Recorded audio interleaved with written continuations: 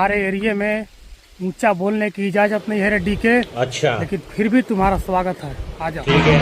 राणा, तूने मेरा भाई को मार के अच्छा नहीं किया है। तू मेरा हाथ काट दिया, मैं तुम्हारा सर काट दूंगा।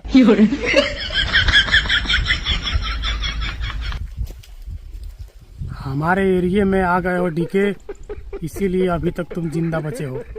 अगर हमारे एरिया से बाहर तू होता तब तक तुम्हारी चमड़ी हमारे हाथों में होता।